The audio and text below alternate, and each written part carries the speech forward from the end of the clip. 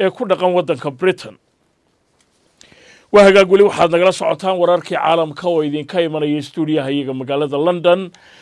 imikana aan eegno magaalada Jowhar. magaalada Jowhar ayaa waxaa laga daafuray dhismaha golaha deegaanka ee degmada Jowhar ay yeelanayso, waxaana ka soo qayb galay munaasabadaasi madax fara badan oo sare oo ka tirsan maamulka Hirshabeelle. Ibrahim Cali Nuur ayaa warbixintan inoo haya. munaasabadan oo ahayd mid lagu daafurayay dhismaha golaha deegaanka magaalada Jowhar ee caasimadda maamulka Hirshabeelle ayaa waxaa ka soo qayb galay madaxweyne ku-xigeenka Hirshabeelle, kusimaha gudoomiyaha baarlamaanka, maamulka gobolka Shabeellaha Dhexe, kan degmada Jowhar, mas'uuliyiin ka kala tirsan wasaaradaha arrimaha gudaha xukuumadda Soomaaliya iyo tan Hirshabeelle, qaybaha kala duwan ee bulshada ku dhaqan magaalada Jowhar. munaasabadan waxaa soo qaban qaabiyay wasaaradda arrimaha gudaha iyo dowladaha hoose ee maamulka Hirshabeelle. ujeedka ayaana ahaa sidii ay u heli lahayd degmada Jowhar golo deegaan oo bulshada ay soo doortaan qofkii ay doonaan. waxaa ugu horeyn munaasabada ka hadlay agaasimaha waaxda dowladaha hoose ee wasaaradda arrimaha gudaha maamulka Hirshabeelle Cali Xasan iyo gudoomiyaha degmada Jowhar Ismaan Maxamed Mukhtaar Baari.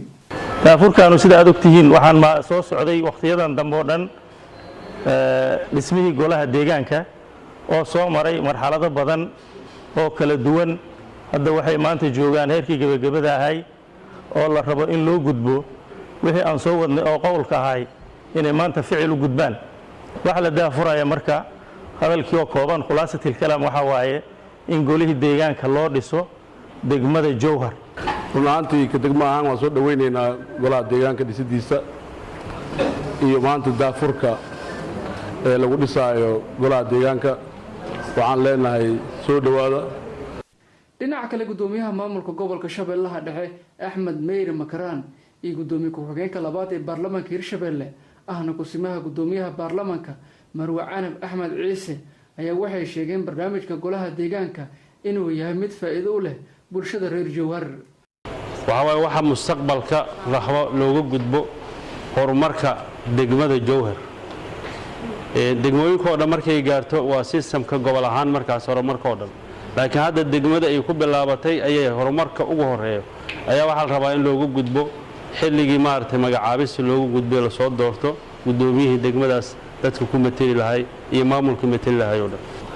odayaasha dhaqanka waxaan idinka codsanayaa wali midigta waa maceen male haday bidixdu maqanto waa laba mataano hawsha maamulay inaad gabadha iyo wiilka aad dhasheen inaad xaq soor u noqotaan, inaan kala xigsan oo aadnaan dhihin tan iga dhaaf markaan koriyay nin aroosto meel kale iga degtay inaan dhihin waa codsanayaa walaa waa gibilkaagii aad dhalay adiguba gabar islaameed guriga ku joogto aadan dhalin. ugu dambeyn madaxweyne ku-xigeenka Hirshabeelle Cali Guudlaawe Xuseen oo si rasmi ah u daafuray dhismaha golaha deegaanka magaalada Jowhar ayaa dardaaran u jeediyay odayaasha dhaqanka. waxaan rabaa hal arrin inaan kala maaragtay dardaarmo nabadoonnada iyo culamaa u diinka dadka waxa deeq waxa la yiraahdo cadaaladda. haddii wax la qaybsan tagana waan ogahay isriix badan ay imaanayeen ummadda deegaanka in cadaalad wax loogu qaybiyo. taladu haddayna marba magacaabis ahayn dhiisha guntay ka unkumataahe talada gacantiina ku soo naqo odayaasha dhaqanka aasaaska hadduu mar wareerana guriga kor kama dhismaayo. waxaan rajaynaynaa inaad cadaalad dadka deegaanka wax ugu qaybisiin.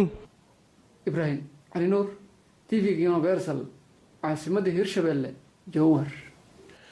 waa hagaag qadar yar oo xayeysiisa kadib ayaa haddii aan la yidhaahdo aynu isugu soo noqon doonaa qaybaha kale ee weli wararkeena ka hadhsan oo warbixinahan idinku hayana ay ka mid yihiin hay-adda Human Rights Watch ee u dooda xuquuqda aadamaha oo ku eedaysay ciidamada waddanka Masaarida iyo weliba qoolyaha xagjirka ah ee dagaalada ka wada gobolka Sinai dhinaciisa waqooyi in ay